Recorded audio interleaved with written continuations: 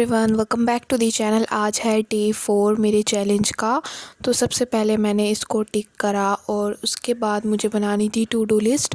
और to do list मैंने आज काफ़ी बड़ी बनाई थी, पता नहीं पूरी होगी या नहीं, पर फिर भी मैंने काफ़ी बड़ी बनाई थी क्योंकि काफ़ी दिनों से मेरा बिल्कुल भी पढ़ाई नहीं हो पा रही थी इस वजह से। बाय द वे आज होली है तो आज इतनी पढ़ाई नहीं हो पाएगी। तो आज मैं एक लेक्चर सुबह लूँगी और थोड़ी सी शाम को, क्योंकि दोपहर को हम सब होली खेलेंगे तो इसमें बिल्कुल भी टाइम नहीं मिलेगा और मैं अकेली पढ़ती रहूँगी तो फिर मेरा बिल्कुल भी मन नहीं लगेगा और सब होली खेल रहे होंगे। इस वजह से मैंने अपना वोकैबलरी वाला लेक्चर सुबह लिया था मॉर्निंग में, आई थिंक 6 AM। और सारा जो लेक्चर है वो शाम को लूँगी, जो रीजनिंग का और उसका इंग्लिश का है, पर मॉर्निंग में सिर्फ मैं यही लेने वाली हूँ। और इसमें मैम ने आज काफ़ी वोकैब कराए थे, आई थिंक 80 के आसपास थे।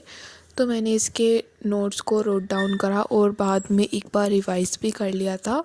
तो आज के वर्ड मुझे काफ़ी हार्ड लगे थे, पता नहीं क्यों, क्योंकि ये काफ़ी न्यू थे मेरे लिए इसलिए।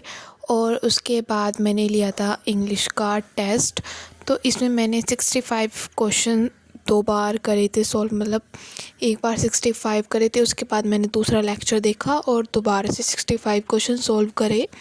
तो उसमें मेरे दोनों में सेम मार्क्स आए थे, कुछ आंसर मेरे गलत हुए थे, बाद में वो मैंने ठीक कर लिए। और उसके बाद मैं ले रही थी करंट अफेयर की क्लास। तो ये फरवरी मंथ की जो मेरी हाफ़ क्लास थी वो वाली ले रही थी। जैसे कि मैंने कहा था कि वो मैं कल पूरी करूँगी, पर वो कल मेरी पूरी नहीं हो पाई क्योंकि मेरा एक तो नेट नहीं चल रहा था, उस वजह से वो मेरी क्लास छूट गई। तो मैंने सोचा आज उसको कंप्लीट करना है। तो फिर सबसे पहले मैंने वो ही करी थी करंट अफेयर की क्लास वो कैब के बाद। और इसमें मेरी जो शॉर्ट नोट है, मैं जितने छोटे हो सकते हैं उतने बना रही थी, ऐसा नहीं है कि मैं लॉन्ग बना रही हूँ क्योंकि मुझे ये बाद में पढ़नी भी है। तो इसलिए जितना शॉर्ट हो सके और जो इम्पोर्टेंट क्वेश्चन है मैं वो ही लिख रही हूँ। सर बता देते हैं बीच बीच में कि कौन सा इम्पोर्टेंट है, तो मैं उसको टिक मार्क कर देती हूँ या फिर उसको ही लिखती हूँ। ऐसा नहीं है कि हमें सारा ही लिखना होता है, जो मेन इम्पोर्टेंट है जो बार बार रिपीट हो रहा है हम वो ही लिखते हैं। और करंट अफेयर में ऐसा नहीं होता कि हमें सब याद करना होता है, जो इम्पोर्टेंट है वही क्वेश्चन पेपर में आता है। तो सर की क्लास आप रोज़ लाइव ले सकते हो, पर मैं लाइव नहीं ले पाती क्योंकि मैं उस टाइम नहीं मिलता।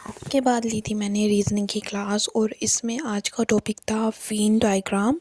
और ये वाला इतना इम्पोर्टेंट नहीं है, इसमें से सिर्फ एक ही क्वेश्चंस आता है, पर ये काफ़ी इजी चैप्टर है। और मैं ले रही थी अमित सर की क्लास, तो ये काफ़ी अच्छा पढ़ाते हैं। साथ में मैं नोट्स भी बना रही थी, ऐसा नहीं है कि पहले मैं लेक्चर ले लेती हूँ और उसके बाद नोट्स बनाती हूँ। तो मैं साथ में ही नोट्स बना रही थी और सर ने इतने सारे क्वेश्चन प्रैक्टिस कराए थे हर टॉपिक के, तो मुझे वो काफ़ी सही लगे क्योंकि इससे क्वेश्चन प्रैक्टिस हो जाती है। आई थिंक मैंने 15 to 16 क्वेश्चन पर टॉपिक के करे थे और उससे मेरी पूरी प्रैक्टिस हो गई थी। इसमें से मेरा एक भी नंबर नहीं कटने वाला, इससे कोई भी क्वेश्चन आएगा तो मैं कर दूँगी।